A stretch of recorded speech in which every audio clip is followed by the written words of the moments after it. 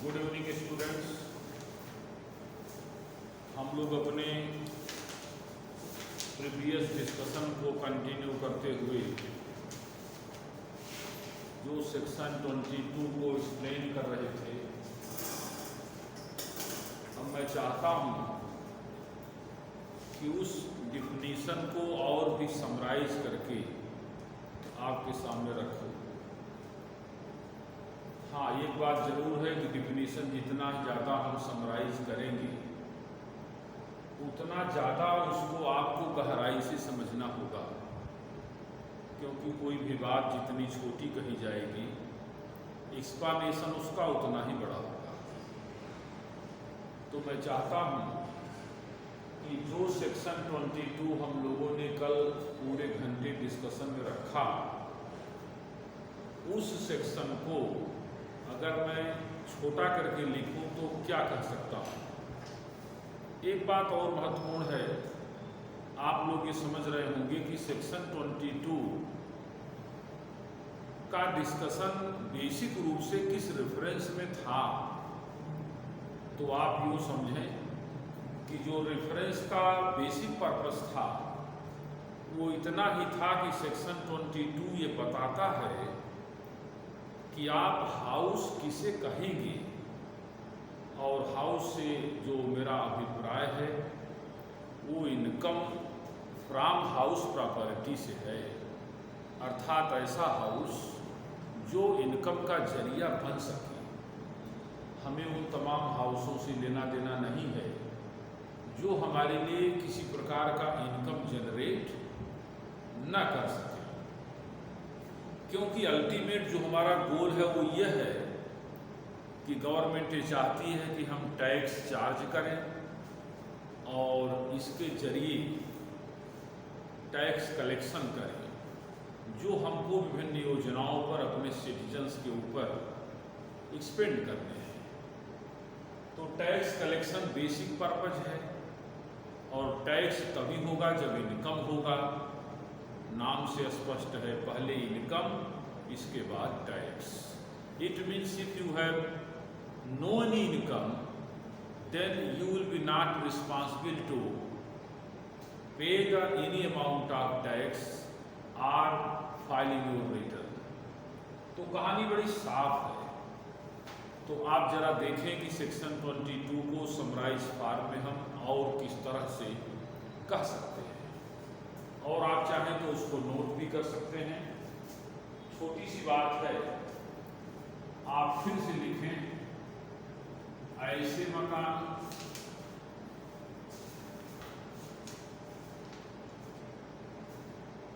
जो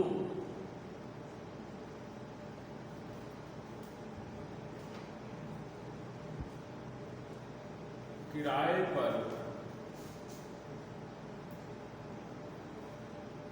उठे हैं अथवा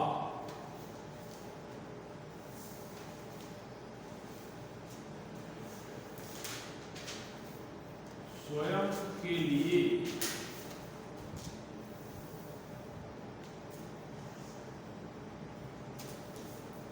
प्रयोग किए जाते हैं। बस इतनी ही बात बेसिक रूप से सेक्शन 22 में कहा जा रहा है। ये लिखा है section 22।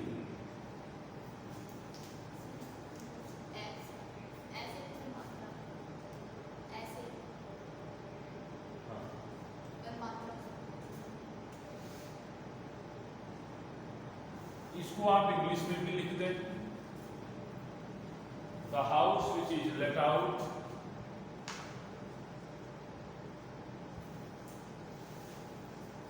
the house which is let out are used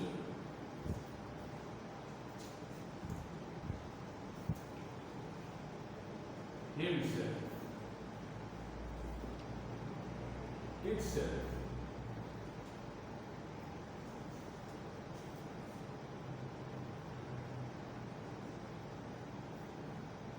इतना ही पर्याप्त है। are used itself। तो आप जरा देखें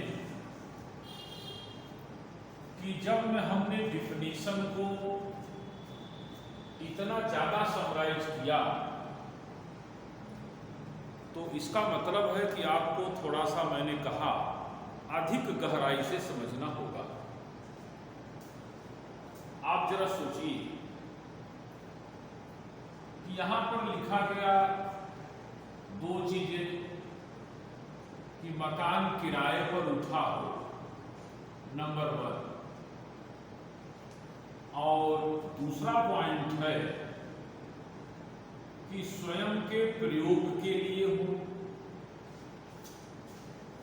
दो तरीके इसमें मेंशन किए गए हैं हाउस के लिए। इसका मतलब इनकम टैक्स डिपार्टमेंट केवल दो ही तरीकों को एक्सेप्ट कर रहा है और हर अगला तरीका पूरी तरह से रिजेक्ट होगा। अर्थात जिन मकानों में ये दोनों विशेषताएं, अर्थात दोनों में से कम एक नहीं पाई जाएंगी, उन्हें हम इस चैप्टर में हाउस नहीं कह पाएंगे। और अगर हाउस कह भी ले रहे हैं तो उससे जनरेट होने वाली इनकम को इनकम फ्रॉम हाउस प्रॉपर्टी तो कतई नहीं कह सकते। तो इसलिए आप लोगों को पूरी तरह से इस बात पर फोकस्ड रहना होगा कि ऑन लेट आउट और यूज्ड इटसेल्फ की डिटेल डिस्कशन क्या हो सकती है, ये चीज आपको समझना होगा। अब आप जरा सोचिए कि हम लोगों ने कल इस डिफिनीशन को एक्सप्लेन करते समय 3 चीजों को एक्सप्लेन किया था और मैंने कहा था कुल हमको 15-16 पॉइंट डिस्कशन में रखने हैं। तो जाहिर सी बात है कभी हमारे पास 12-13 पॉइंट बचे होंगे। और वो क्या कह रहे हैं, अगर आप उनको भी सुन लेंगे तो ये सारी बातें बिल्कुल स्पष्ट हो जाएंगी। मान करके मैं चलता हूं कि जो मैंने 3 बातें कल आपसे डिस्कस किया था वो पूरी तरह से आपके माइंड में होगा। तो चौथा पॉइंट क्या है उसे आप देखिए।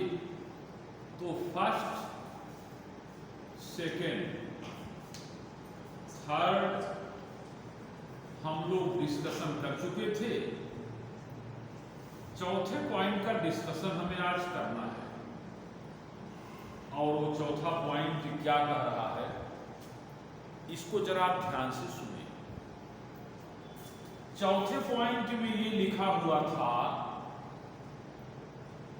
कि अगर किसी हाउस लॉर्ड ने, ध्यान दीजिए आप लोग, क्लास में बहुत सारे लोग बैठे हैं और आप तो जानते हैं बच्चों का स्वभाव है कि कुछ न कुछ आपस में बातचीत करते हैं, तो इसलिए बीच में उनको थोड़ा सा एनर्जी देना पड़ता है, बूस्टर डोज, कि वो सेंट्रलाइज रहें। तो चौथा पॉइंट क्या कह रहा है जरा इसको समझिए। चौथा पॉइंट में ये बात कही गई कि यदि किसी हाउस लॉर्ड ने अपने किसी मकान का यूटिलाइजेशन अपने ही बिजनेस में करे, ध्यान दीजिए, अपने ही बिजनेस में करे, तो इनकम टैक्स एक्ट कहता है कि ये मकान नहीं है। अर्थात इस मकान से अगर कोई इनकम जनरेट हो रही है, और इनकम जनरेट होने का मीनिंग कल मैंने स्पष्ट किया था, इनकम सेव्ड हो या खर्चे न करने पड़े तो वो भी इनकम है। तो कहा इस मकान से अगर कोई इनकम हाउस लॉर्ड को हो रही है तो मैं इस इनकम को हाउस प्रॉपर्टी की इनकम कतई स्वीकार नहीं करूंगा। इस तरह की बात एक्ट में मेंशन है। अब आप कहेंगे सर आपने तो डिफिनीशन में लिखा था स्वयं के प्रयोग, और आप यहां पर चौथे पॉइंट में कह रहे हैं कि हाउस का यूटिलाइजेशन ओन बिजनेस में है, तो क्या ये स्वयं का प्रयोग नहीं हुआ? हमने कहा इसलिए स्वयं का प्रयोग नहीं हुआ कि जब आप छोटी कक्षाओं में थे अर्थात 11th में, तभी आपको अकाउंटिंग कन्वेंशन और कॉन्सेप्ट पढ़ाया गया, और वहाँ आपने पढ़ा था एक कॉन्सेप्ट था, first and very important concept, separate entity concept. और सेपरेट एंटिटी कॉन्सेप्ट को अब ज़्यादा बोलने की जरूरत नहीं, आप समझ गए होंगे, बड़े क्लास के लोग हैं, कि सेपरेट एंटिटी कॉन्सेप्ट कहता है कि बिजनेसमैन और बिजनेस दोनों अलग अलग एंटिटी है। तो आप जरा बताओ कि कोई ये कहे कि मैं अपना व्यापार अपने मकान में करता हूँ, तो कितना गलत बोल रहा है। हो सकता है उसको नॉलेज ना हो, इसका मतलब उसका मकान अब उसका मकान नहीं है। The house which is used by the house lord for the own business, that is not considered house of the house lord, that is considered as a building of business. तो कहानी बड़ी साफ है। तो इसलिए आप ये ना सोचें कि यहाँ पर एक लाइन जो लिखा है वो कोई हल्की फुल्की बात लिखी है, बिल्कुल बिहारी के दोहे की तरह से लिखी है। कल यही चीज़ 2.5 लाइन में लिखी गई थी और इसमें से 1.5 लाइन कम कर दी गई। तो जाहिर सी बात है कि कुछ गंभीर बातें इसमें और डाली गई हैं। तो पढ़े थे आपने, याद होगा कि बिहारी ने गागर में सागर भर दिया, तो वही कहानी समझिए। तो इसका मतलब आप इस बात को ध्यान से समझिए कि what is the exact meaning of itself. तो इसका मतलब ऐसे मकान जो आपके बिजनेस में यूज होते हैं वो हाउस है ही नहीं है, they are treated as building of the business. तो इसका मतलब कहानी बड़ी साफ है कि आप यहाँ पर समझें कि जो इटसेल्फ लिखा हुआ है वो किस बात को इंडिकेट करता है। तो समझिए चौथा पॉइंट मैं क्या कह रहा हूं, इनडायरेक्टली कि वे सारे मकान जो अपने ही बिजनेस में प्रयोग किए जाते हों उसे कभी अपना मकान न समझा जाए, या इस हेड की प्रॉपर्टी न समझी जाए, वो इनकम फ्रॉम हाउस प्रॉपर्टी नहीं है। तो आप पूछेंगे फिर सर ये बताइए ऐसी इनकम है कौन सी इनकम? कहा it is treated as income from business, it is treated as income from business. अब आपको हमारी बात शायद धीरे धीरे समझ में आना शुरू हो गई होगी कि अगर हम एग्जैक्ट हाउस को आइडेंटिफाई नहीं कर पाएंगे तो मेरा प्रश्न जन्म लेते ही मर जाएगा और वहीं हम गलत कर जाएंगे, और हम किसी उलूल जुलूल के प्रश्न को हाउस प्रॉपर्टी का हाउस मान करके कंसीडर कर जाएंगे, यहाँ तक कि कैलकुलेशन भी कर देंगे। तो आपको मेरी बात समझ में आ रही होगी। तो मैं कहना चाहता हूँ कि जो डिफिनीशन है बिल्कुल कंप्लीट है। हाँ, लेकिन एक बात जरूर है कि आपको इस डिफिनीशन को शब्द तो मैं बहुत ज़्यादा बोल दिया, अक्षर अक्षर ध्यान देना होगा, फिर आपको बातें स्पष्ट होगी। Each and every spelling which is used here, that is more and more important for you. और इस तरह से अगर मैं 5वें पॉइंट को डिस्कशन में रखूं तो मेरा 5वां पॉइंट क्या कहता है, जरा उसको भी ध्यान दें आप। उसमें लिखा गया, हो सकता है मैं कोई पॉइंट आगे पीछे एक्सप्लेन कर दूं, उसमें घबराने की कोई जरूरत नहीं है कि नहीं, कि कौन सा नाम पहले ले लिया गया, उससे कोई दिक्कत नहीं है। स्पष्टता यह है कि आपको सारी बातें क्लियर होनी चाहिए। 5वां पॉइंट मैं ये कह रहा हूं कि कभी कभी हाउस लॉर्ड जब अपने हाउस को लेट आउट करता है, अर्थात किराए पर उठाता है, तो साथ में कुछ और चीजें भी स्वतः किराए पर उठ जाती हैं। उनको उठाना उसका कोई पार्टिकुलर पर्पस नहीं होता, लेकिन साथ में वो किराए पर उठ जाती हैं। तो ऐसी दशा में, ऐसी कंडीशन में उस हाउस लॉर्ड को हाउस का किराया तो मिलता ही है, साथ में उस एडिशनल असेट का भी किराया मिलने लगता है जो उसके साथ में उठ जाती है, जिसको उठाना उसका पर्पस नहीं था। का सर एक एग्जाम्पल देते तो बात और स्पष्ट होती। एग्जाम्पल बड़ा सीधा है, ले लीजिए। मान लीजिए आपके पास एक बड़ा सा हाउस है, उसको आपने लोगों को किराए पर देने के लिए बना ही रखा था। उसमें आप रहते नहीं, आप किसी और मकान में रहते हैं, और इस मकान को आपने इस कदर बनवाया था कि इसमें बैंक इत्यादि किराए पर रह सकते हैं। और आप जानते हैं कि बैंकों का स्वभाव है किराए पर रहना। कितने अच्छे लोग हैं, पूरे दुनिया का मकान वो खुद बनवाते हैं, लेकिन अपने स्वयं किराए पर रहते हैं। तो मान लीजिए कि आपके पास एक मकान था और ये मकान आप किराए पर ही उठाते हैं, यही आपका पर्पज है। जब यही पर्पज है तो इसका मतलब साफ है। इसके साथ आपने एक बड़ा सा जनरेटर भी लगा रखा है। जनरेटर आप बखूबी जानते हैं, एक बड़ा सा जनरेटर लगाया गया है जो फिक्स है, साउंड लेस है। और आप मकान जब किराए पर उठाते हैं तो जनरेटर भी किराए पर उठा देते हैं। कोई भी बैंक वाला जब वहां आता है तो स्वयं कहता है कि भाई ठीक है, तो बड़ा अच्छा काम है, हमें जनरेटर भी नहीं लगाना होगा। तो ऐसा हो सकता है कि 50,000 रुपये पर मंथ हाउस का किराया हो और 10,000 रुपये पर मंथ जनरेटर का किराया हो। इस तरह से टोटल रेंट वाज 60,000।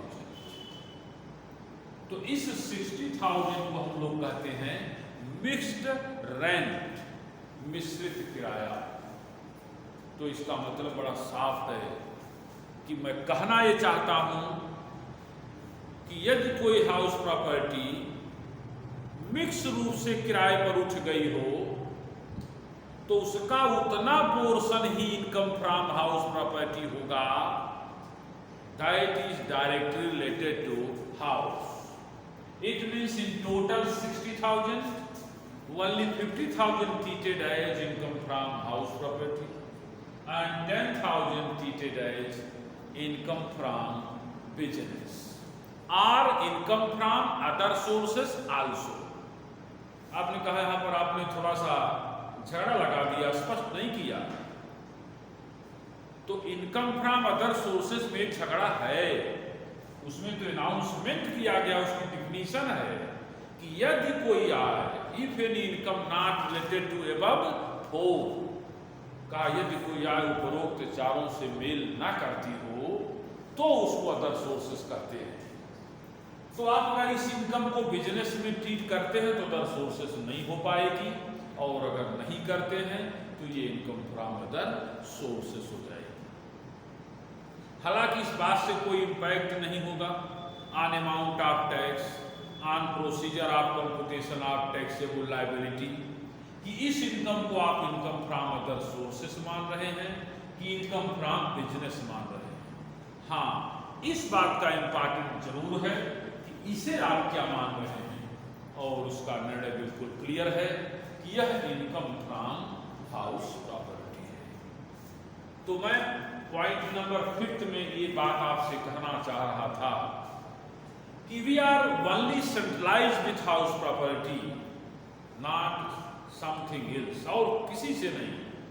तो मैं यही आपको डिफिनीशन में समझा ही रहा हूं कि आप इस बात को समझिए कि ऐसे मकान, हमें उस ऐसे मकान पर ध्यान देना है जो आपके काम के हैं, सारी बातों से लेना देना नहीं है। राइट? तो मैं समझता हूं कि आपको मेरी बात मेरे एग्जाम्पल से समझ में आ गई होगी, और इस तरह से हम पॉइंट नंबर 6 की तरफ चलते हैं। तो हमारा जो पॉइंट नंबर 6 है वो क्या कह रहा है? पॉइंट नंबर 6 पेइंग गेस्ट की बात करता है। किसकी बात करता है? Paying guest. आप लोगों ने सुना होगा, ये आजकल बड़ा ही प्रयोग में आने वाला शब्द है, बड़ा जरूरत का शब्द है, जो बड़े बड़े महानगरों में ज्यादा प्रयोग में है। तो अब जरा सोचिए, लिखा है गेस्ट भी हैं और पेइंग है कि नहीं? अंग्रेजी वाले में देखो भाई कुछ लिख सकते हैं, उनका कोई सिद्धांत तो होता नहीं। तो कारण कि ऐसा गेस्ट, यह गेस्ट से तात्पर्य वाकई किसी रिश्तेदार से, रिलेटिव से नहीं है। यह गेस्ट से तात्पर्य एक उस अजनबी व्यक्ति से है जो आपके ही मकान में आके रहता है, और रहने की कौन कहे, रहता तो है ही है, खाता पीता भी है। तो ऐसे ही व्यक्ति को हम लोग क्या मानते हैं? Paying guest. तो आपके मन में फिर एक बात सूझेगी कि सर इसका मतलब खाने पीने का जो पेमेंट है उसको अलग ट्रीटमेंट किया जाए, रहने का जो ट्रीटमेंट है वो अलग उसका ट्रीटमेंट किया जाए। कहा यहाँ ऐसा नहीं है, यहाँ पर इनकम टैक्स एक्ट बिल्कुल क्लियर है, उसको कोई संदेह नहीं है। कहा वो क्या कह रहा है? कहा वो कह रहा है कि पेइंग गेस्ट से जो कुछ हाउस लॉर्ड जनरेट करता है उसको हम पूरी तरह से इनकम फ्रॉम अदर सोर्सेस ही मानेंगे। इसको हम क्या मानेंगे? Income from other sources. का क्यों?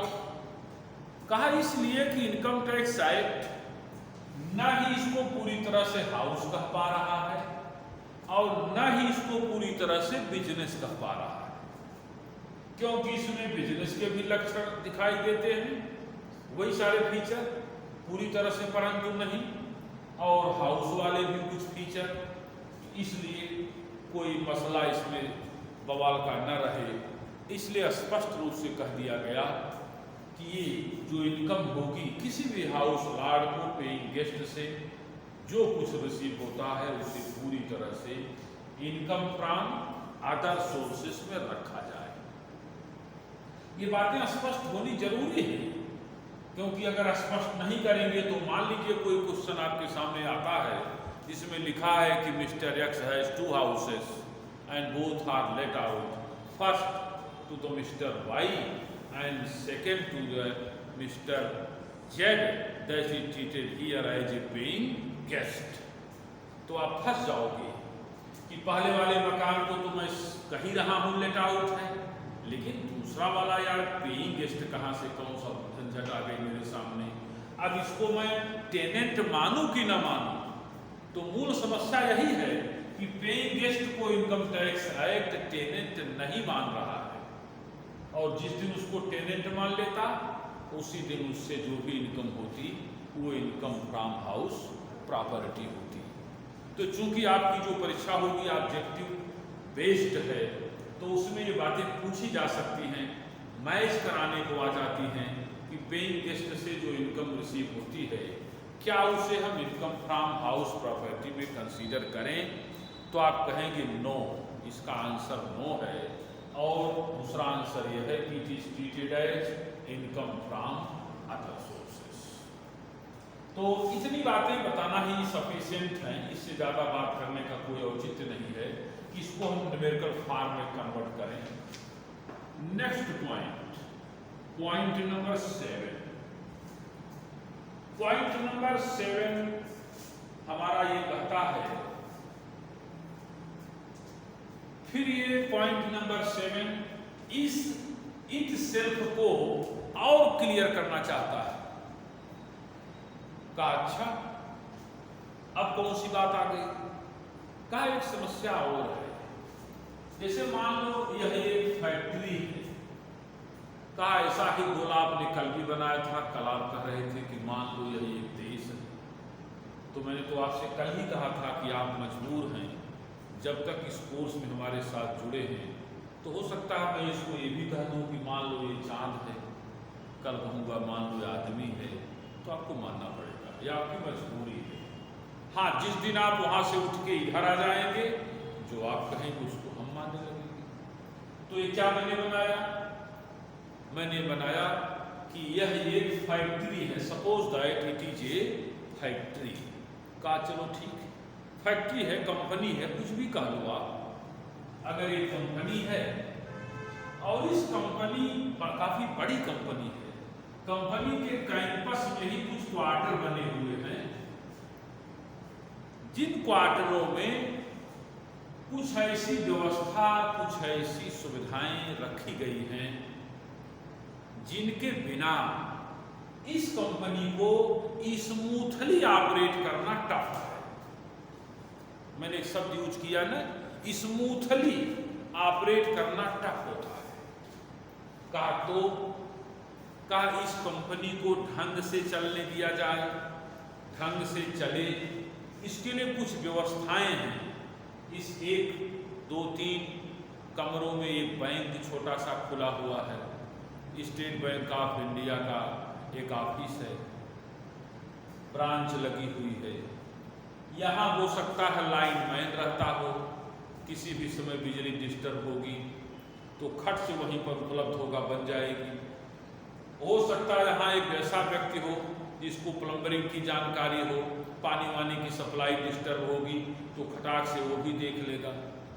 हो सकता है एक छोटी सी चौकी बनी हो जिसमें 2 ठो सिपाही, 1 ठो एसआई नई उम्र का लगा रहता हो, जिससे किसी प्रकार का कोई दंगा उपद्रव यहाँ ना होने पाए।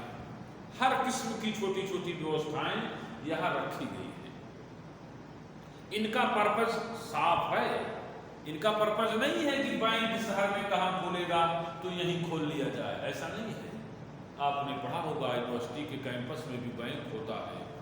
यूनिवर्सिटी के कैंपस में कभी कभी अच्छे किस्म के लड़के एडमिशन ले लेते हैं तो पुलिस चौकी भी बनानी पड़ती है। यूनिवर्सिटी के बैंक में, उसके कैंपस में लाइन मैन भी होता है, ये सब लोग होते हैं, पानी वाले होते हैं। तो कंपनी को चलाना व्यापार के मालिक का पर्पज है और इन लोगों को वहां रहने की व्यवस्था प्रोवाइड करना, to provide the accommodation facility to that such type of employees, का इनको ये सब फैसिलिटी देना व्यापार को चलाने के लिए जरूरी है। इन लोगों से अगर कोई भी किराया कंपनी को मिलता है तो आप समझ रहे हैं कि देख लीजिए आप कंपनी का मालिक कौन है? कंपनी वही तो हाउस लॉर्ड है। ये लोग किराया भी तो दे रहे हैं, टेनेंट भी तो हैं। कहा लेकिन यहाँ पर्पज किराया कमाना नहीं था, इत्तेफाक है कि इनडायरेक्ट इनकम हो रही है। तो कहा यह जो किराए की अमाउंट होगी that will be treated as income from business. का ये बिजनेस की इनकम है, ना कि यह इनकम फ्रॉम हाउस प्रॉपर्टी है। तो ऐसी कोई भी आय जो इस तरह से जनरेट हो रही है तो उसे भी हम इनकम फ्रॉम हाउस प्रॉपर्टी में ट्रीटमेंट नहीं देंगे। जबकि आपने देखा कि अपने ही एम्प्लॉई हैं और अपने ही ये मकान भी हैं, लेकिन फिर भी आपने देखा कि इनको न टेनेंट माना गया और न ही इसको हाउस माना गया, और यहाँ तक कि इस इनकम को इनकम फ्रॉम हाउस प्रॉपर्टी से कोसों दूर रखा गया। तो आपको मेरी बात ये भी स्पष्ट हो गई होगी कि इसे भी हम हाउस प्रॉपर्टी की इनकम में कंसीडर नहीं करते। अगला point, point number 8। Point number 8 ये कह रहा है कि कभी कभी बड़ा मजेदार पॉइंट है 8, और 8 से कुछ भी कम मजेदार 9 नहीं है। कहा अच्छा, ये दोनों मजेदार पॉइंट है। कहा यस। कहा ये करते क्या है? कहा जो 8 कहता है 9 उसका उल्टा कहता है। दोनों एक दूसरे की उल्टी बातें बोलते हैं, रिवर्स स्टेटमेंट प्रोवाइड करते हैं। आप लोग कभी कभी स्टैटिस्टिक्स में क्वेश्चन पढ़ते थे ना कि जब x सही बोलता है तो y झूठ बोलता है। तो बताओ इस बात की क्या संभावना है कि किसी बात विशेष के संदर्भ में दोनों एक मत होंगे? तो ऐसे ऐसे प्रश्न मजेदार आप पढ़ते थे। या दोनों एक दूसरे के विपरीत होंगे तो स्वभाव ही है। छोड़िए, यहां पर जरा देखिए 8 जो कह रहा है, पॉइंट नंबर 8, 9 उसको पलट दे रहा है। इसका मतलब जो 9 कह रहा है उसको 8 पलट दे रहा है। कहा सर क्या कह रहा है? आइए देखिए, 8 कह रहा है कि यह एक मकान है। अब मकान को थोड़ा गोला न बनाए, नहीं फिर आप डिस्टर्ब होने लगे कि चलिए ये मकान है। कहा सर ठीक है। और आप तो जानते हैं मकान, आप समझते हैं कि जहां मकान होते हैं जरूरी नहीं कि एग्जैक्टली जितनी जमीन आपकी हो उतने मकान ही हो। कुछ तो वैकेंट लैंड होती है। हो सकता है ये मकान की बाउंड्री है और इस बाउंड्री में इधर जगह खाली है गाड़ियों के पार्किंग के लिए, इधर मकान में फूल पत्ती लगी हुई है, तमाम अच्छे अच्छे किस्म के फूल लगे हुए हैं। सुबह उठते हैं अच्छा सुगंध मिलता है, नहीं उठते हैं तो सोए सोए पेट पर